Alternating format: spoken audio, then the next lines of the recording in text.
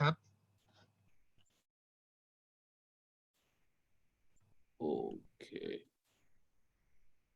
สวัสดีครับทุกคนเพิ่งเริ่มนะgood evening everyone in Asia. So we have here is with the FJGT. Kun Bom is here. Didn't see Pro Som yet, but Kun Nung also here. Good evening, Kun Nung ครับ good evening ครับพี่จอร์จ good evening everyone. Good evening, everyone. So we also have Coach Carey in the line too. Hi, Coach Carey. Hi. Good evening. Okay, she getting settled at Baylor, and we probably gonna wait for her a little bit. But in the meantime, I just want to well, let's touch on the politics a little bit.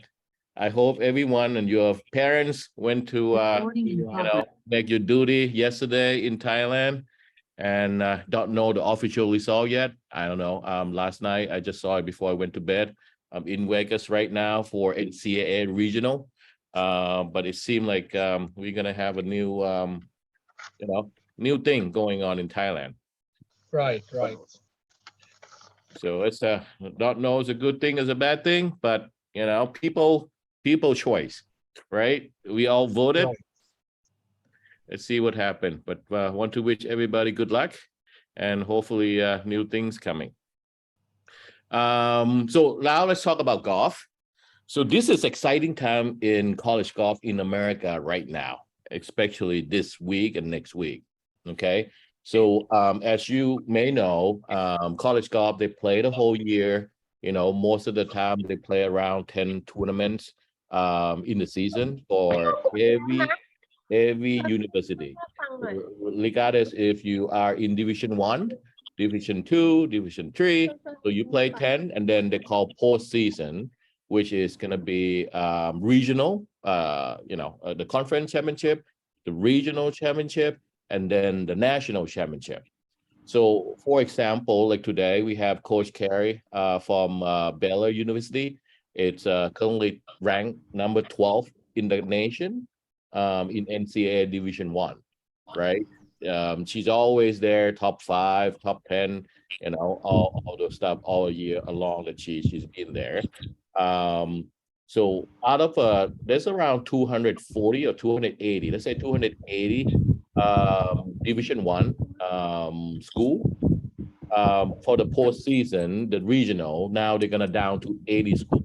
That's what Coach Kari is about to go in. No, she went there already last week at the regional, right? So 280 down to 80, and then from 80 down to 30. So this week she's gonna go to the national championship in Arizona. That's a 30 school, only top 30 school play, right? So same thing as the men's size. Men's size, the regional going on right now. The 6 size, top 5 going to national.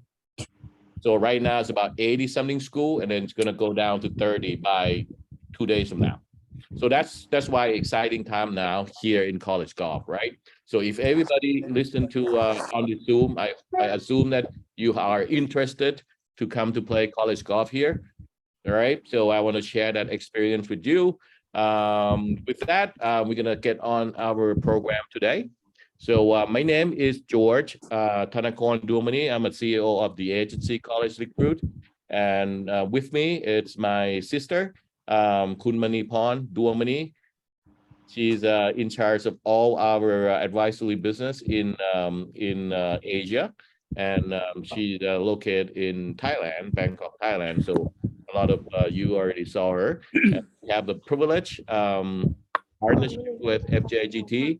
I'm gonna ask Kun Ning to introduce your team, so that way everybody know. And I believe this is the most of the participants here also play in your FJGT.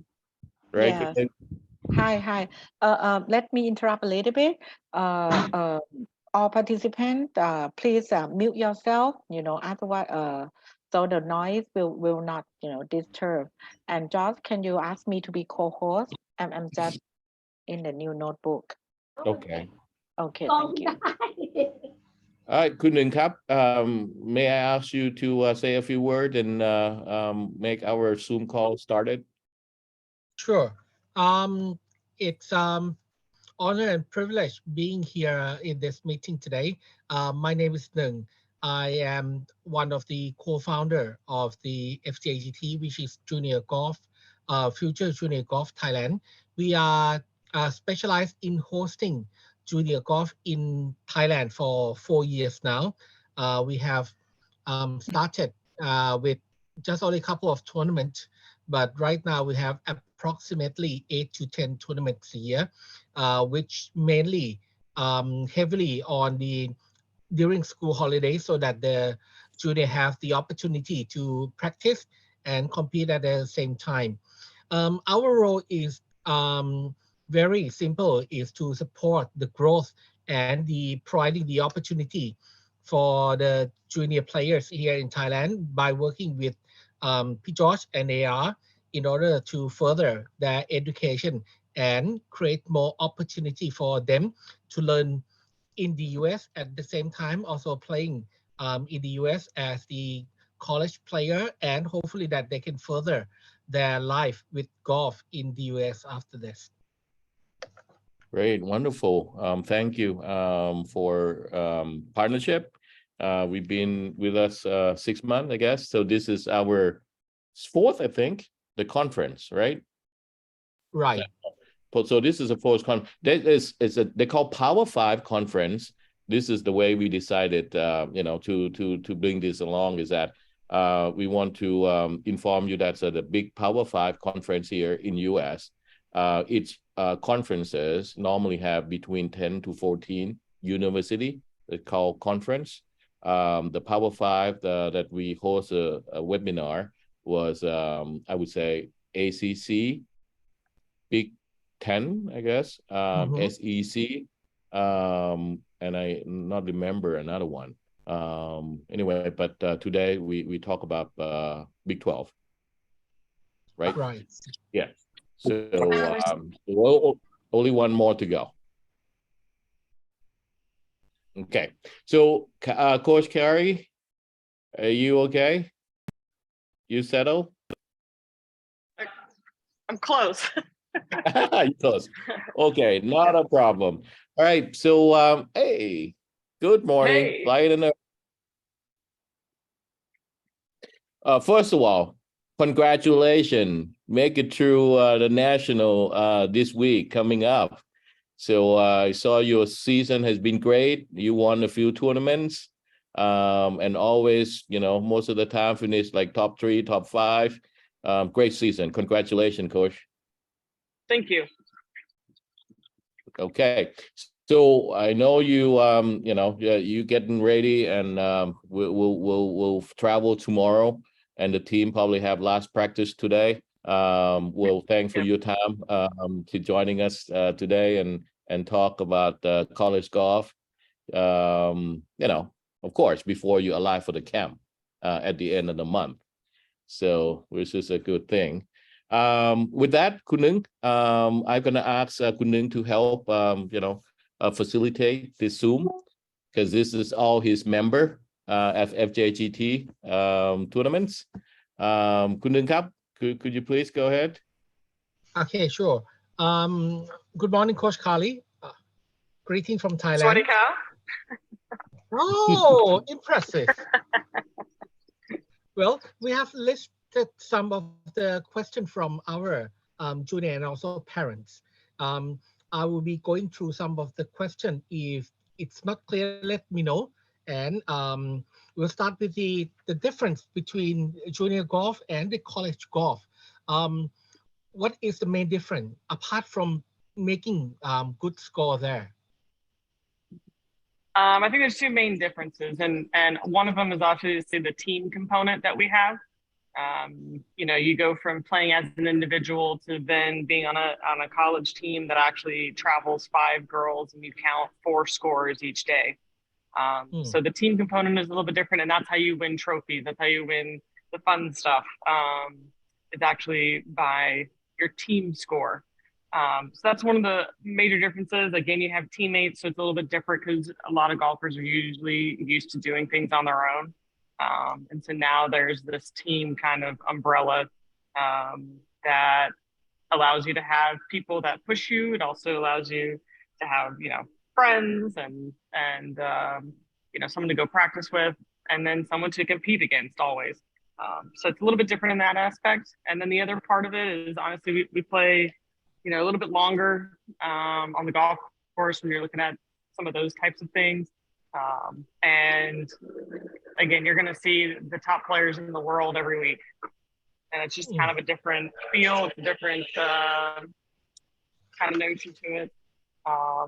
But, most of the tournaments that we play in every week, for WAGR rankings and that type of stuff, I mean, there's a lot of players that can gain WAGR points very quickly when you're in college golf, because you just see those players over and over and over again from Europe, from Asia, from the US, South America. So kind of brings everybody into one kind of place. Okay. So one major thing is that they need to work with that other player as a team. Normally, how do you select your team squad in order to compete in a certain tournament? I believe that you are not taking everyone into every tournament. Correct. So I can answer generally kind of in that realm. I can't answer specifically for Baylor just because of rules that we have. But right. Yeah, generally speaking, there's going to be qualifying.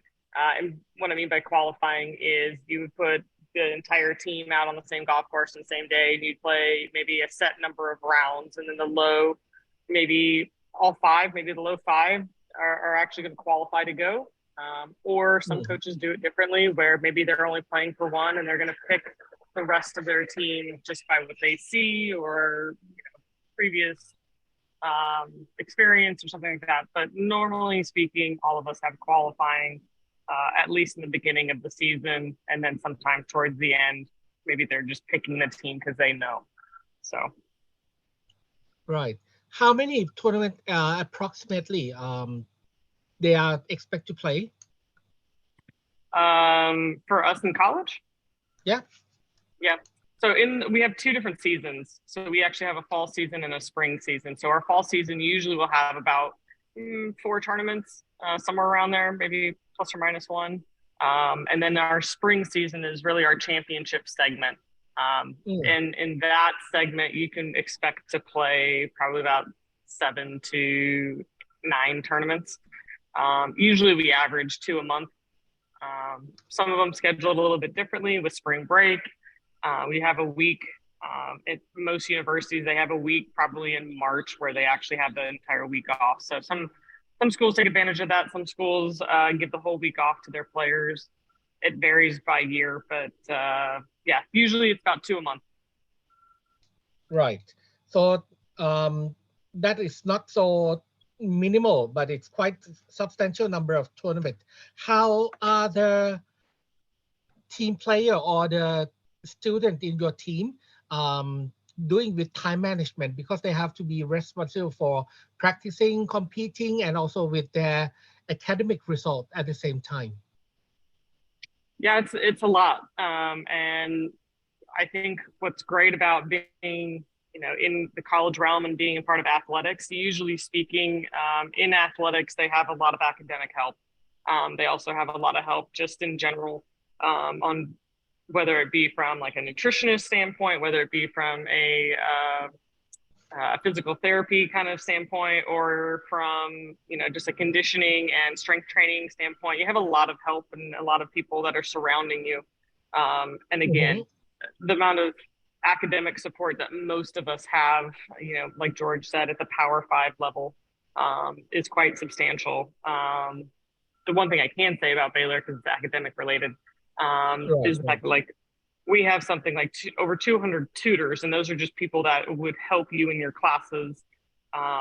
If you find yourself struggling, or sometimes schools put tutoring as a mandatory kind of thing for each class, just to make sure their students are getting the most out of everything.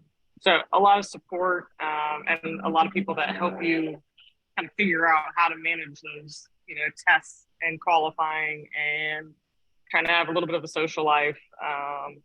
So yeah, it's a lot to juggle. I would say most of our players spend the entire fall kind of figuring that out, and by the time they get to the spring, usually it's pretty easy for them. But there is a transition period there for sure. Talking about the transition period, I think this is the most concern from parents and also from the player itself, to stay in foreign country, to start a new school, and to meet with the new people. What are your advice for them to prepare in advance if they got selected into the program of the U.S. college? Pack your own snacks. I think food is one of the major ones that also is a huge contributor to maybe some of that homesickness that we kind of experience early. And yeah, it's locked or it's just stuck. Sorry, there's a door that's stuck. Yeah, I think part of that transition, again, the food is a big one. So I would try and have either care packages sent to you if that's possible, or pack it in your luggage when you first come over. It seems to be, honestly, it sounds ridiculous, but it really is something that is hard here in the U.S., depending on where you're at. You have many universities, and a lot of those Power 5 institutions are in small towns. They're not in major cities. So it does kind of limit, what we can kind of provide. But the other part of that is just being organized. And it really helps just kind of settle a lot of people down and reduce your stress when you're organized. And that just means maybe taking your own calendar out, whether you do it on your phone or whether you do it on hard copy, and putting down your entire schedule and writing down all of those things so that you know where you need to be, when you need to be there, what you need to be wearing, or whatever those kind of things might be for those coaches. And then academically, where you need to be. It's always good to make a friend quickly with an upperclassman, because they kind of know the lay of the land and kind of what you need to be doing. And then use your coaches as resources. I mean, we're here to help at the end of the day. Our entire job is making sure that, 7 to 9 players are taken care of, however they see that they need. And so we're there as a resource, and we can help try to make it better, or try and figure out a way to kind of ease some of those concerns. Okay. So time management is very crucial for the players, but at the same time, what do you see about Asian players? I believe that players from each continent are strong in certain area. What are the part that most of the Asian players need to be adjusted or need to improve? I think one of the things they do very, very good, I'll start there, is they work extremely hard. And I think that goes a long way. I think maybe the only thing, English can be difficult. And when you're surrounded by English all the time, it can be hard. So as best as you can become with your English proficiency, I mean, it just helps in communicating with coaches, communicating with teammates. You're going to have teammates from all over the world, usually when you're on a Power 5 school. So everyone kind of speaks English. That's their kind of commonality. So I think that kind of just goes a long way, and probably, again, is another one of those stress reducers when you can actually speak and kind of convey what you need to convey. Okay, so English is very important. In general, not specifically for Baylor, but in general, what does the college or the coaches from the university are looking into a player to be recruited in the team? What are the characteristics of those people? I think one of the main things we're looking for always is just hardworking people. And I think, Thailand's one of those countries that we seem to find a lot of those players from. I think obviously you have to have the golf score, to be honest. And the other thing that we're looking for is someone that can kind of be flexible with, travel and not always maybe being where, you want to be, or maybe being homesick or something like that, but is able to communicate and adjust and kind of figure those things out as we go through that. I mean, there's a lot, from, like I said, the academic piece and from the travel piece and from, making new friends, being in a new country. I mean, it's a lot. And so to be able to just transition and kind of figure it out and be flexible with some things is huge. One of the things we look for on the golf course, to be honest, is someone that can have a bad score or a bad day or a bad hole or something like that and be able to bounce back very quickly. That kind of shows just that, you're not going to let something bother you and you're going to keep fighting and keep pushing. I think that's a really big part for us. And again, something that we look for all the time is, I know how great it feels to play well, but when things are difficult and times get tough, can you push through and can you get through that moment and try to make the most out of it? Right.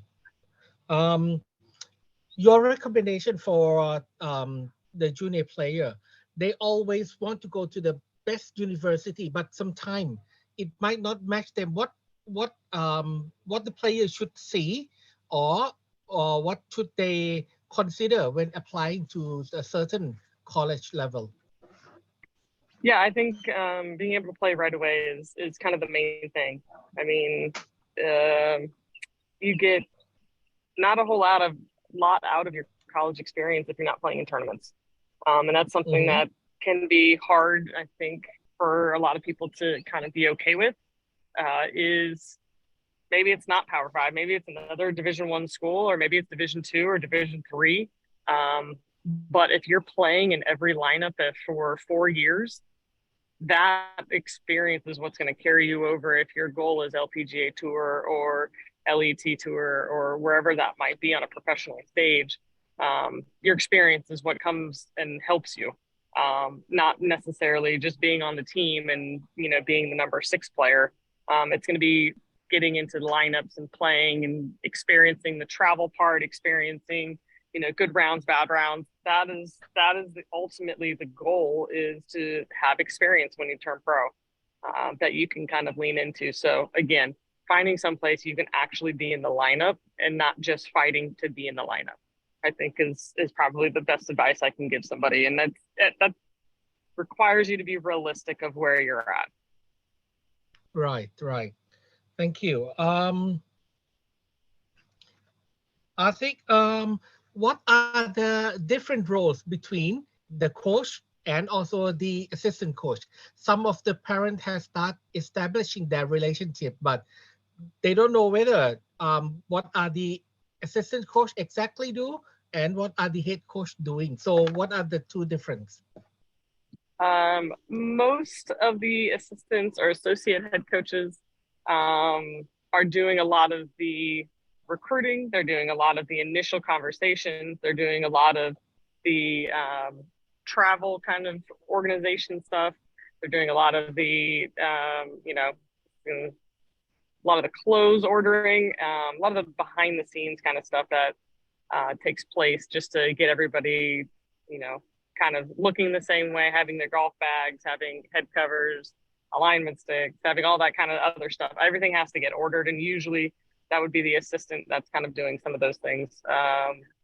But when it comes to on the golf course, we're there as support. And I think any head coach and assistant coach, they're both there to help progress, each player. And, some people have a little bit better knowledge on, one thing than the assistant coach might have a niche maybe in putting or something like that. So they each have their own strengths. And at the end of the day, ultimately, we're both there to help guide and help push players to be their best. But I would say in the recruiting process, usually it's the assistant that is that first initial contact, not necessarily the head coach. Head coach usually will just forward the email or the conversation to the assistant to start the process, because we do get a lot of emails and a lot of phone calls. So there is a filter, and usually it's the assistant first.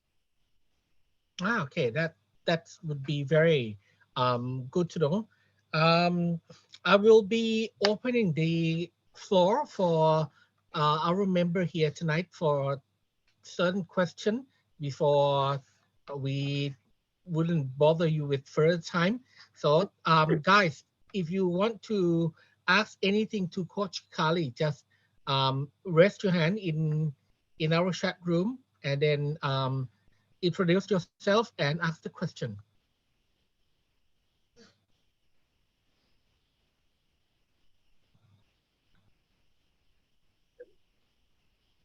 How many Thai players in Baylor at the moment, or how many Thai players that you have been experienced with? Currently we have, and you could Google this. Currently we have one Thai player, by my Seema. I think her sister is Tan Thai. Okay. How's she doing? She's doing great. I mean, she loves America. She loves being where she's at. And it's kind of cool, being able to go to a national championship and experience that. And so, yeah, she's doing well. Within college, here in the US, I think that you've kind of seen this boom in Thai players being here. I think education is huge. And I think George has been a big part of the education piece for us. I've been over to Thailand myself about 6 times now. And to be able to see Thailand and to see where you guys come from, it helps us just as coaches understand players a little bit better, maybe help, that transition period, to be honest. But I think the amount of Thai players now in the US, oh man, 100? Yeah, so many. There's so many, and they're very good players. And if they're not good right out of the gate, usually speaking, they're good within a year because they're just getting used to our grass here. They're getting used to the culture here. They're getting used to how to practice here. Grass is a huge difference, and green speed is a huge difference here. Our green speed, at our national championship is going to be 12 to 13, depending on what you're at on the golf course. And I know in Thailand, it's hard to find something above, 9. So those are some just small transitions that have, will take some time. But again, all those Thai players that are here, man, they've done a great job, and they found some great universities to go play for, and they're getting better, and hopefully they're enjoying their experience. Right. Yeah, they do. And as you mentioned, Kali, you were in Thailand 6 times. I think you one of the original coach first group that came to Thailand. Remember 10 years ago when you asked somebody to speak English? Out of that 400 people in the room, how many spoke English? Maybe 2 or 3. Yeah, that's right.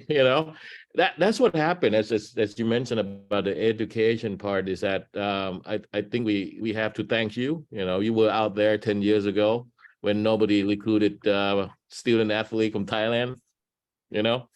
So and every year go by, and the more people understand, the family more prepare. All right. So I think it's a great thing.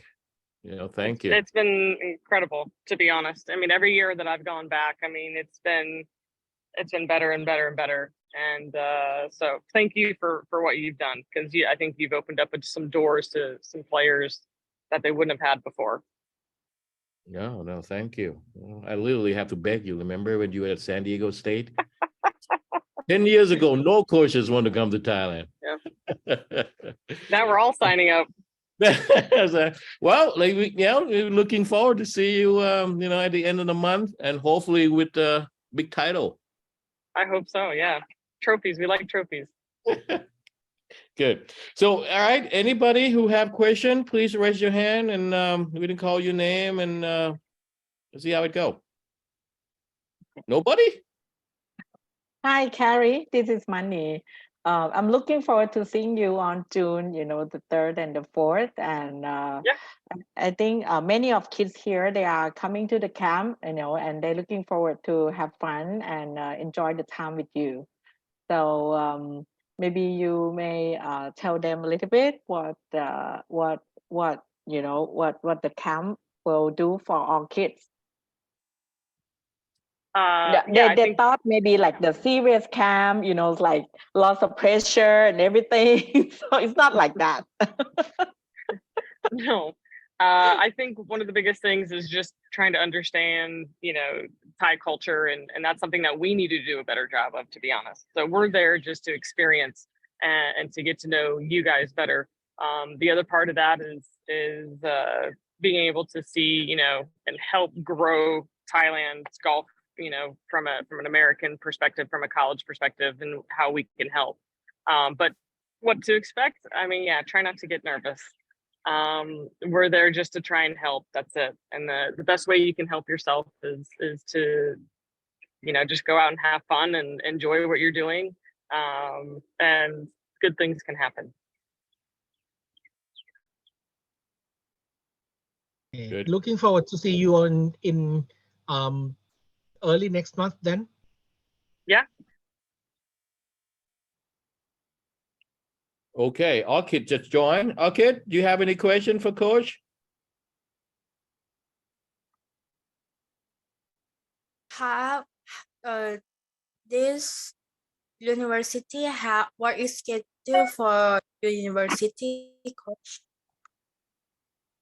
We got cut off. Okay, could you start over again, please? Okay. What is your schedule for university about golf?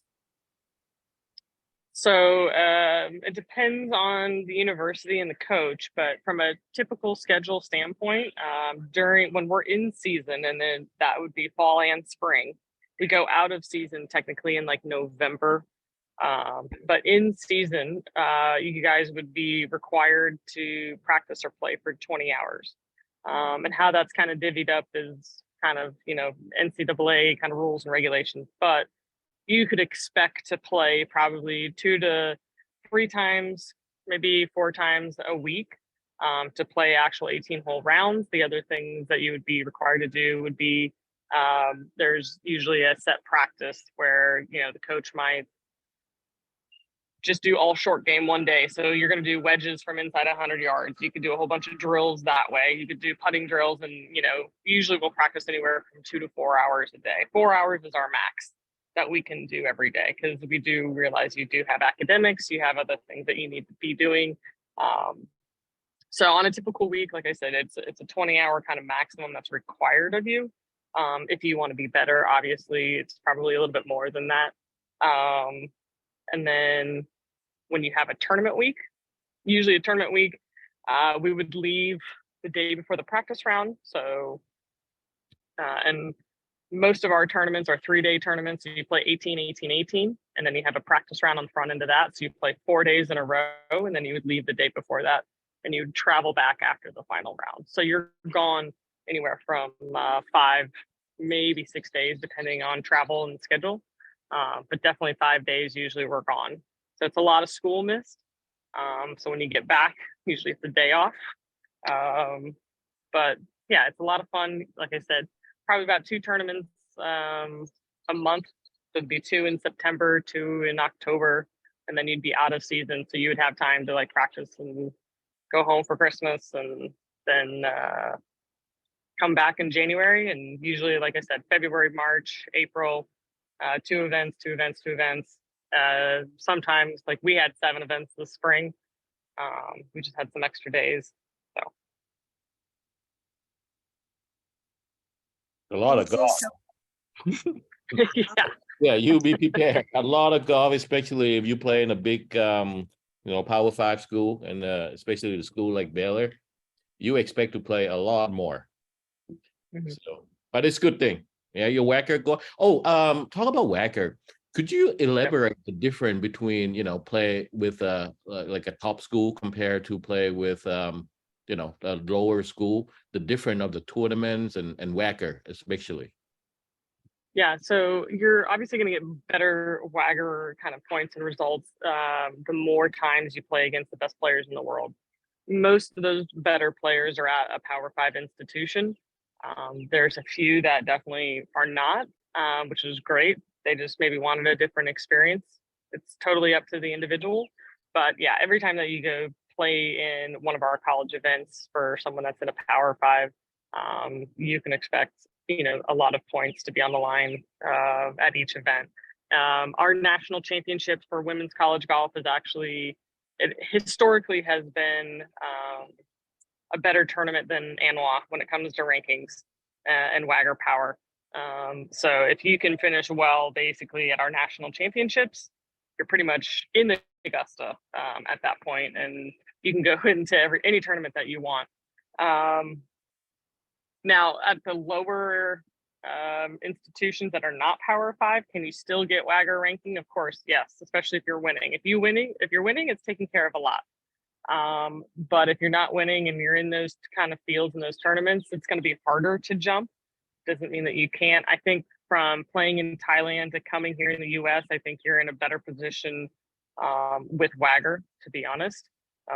It's really hard for even Australians, Asians, New Zealanders to get WAGR points for some odd reason. Usually it's Europe and the US that you have to kind of go to in order for WAGR to get better. But I think coming and playing and being in this environment in the US, it's going to make your golf game better, and WAGR will obviously follow, no matter if you're in a bigger field or a smaller field. All right, good. Well, I like that. If you're winning, you beat Augusta, which means top 70 in the world right away. Take care of a lot of stuff. Well, thank you, Coach. Not going to take much of your time anymore. I know you're going to get on practice, and we want to wish you a good luck this week in Arizona. And we look forward to see you at the end of the month. So that's about this for me. Kun Ning, could you have a few words, please? Right, Coach Kali, thank you very much. I'll be hopefully I'll be joining the camp in Thailand. Looking forward to see you and maybe talk to you more. Thank you for your time today. I'm sure that what you said is very useful for our junior player. Thank you. You're welcome. Okay. Thanks again. Bye, everybody. Thank you, guys. Bye. Thank you so much. Thank you, Coach. See you.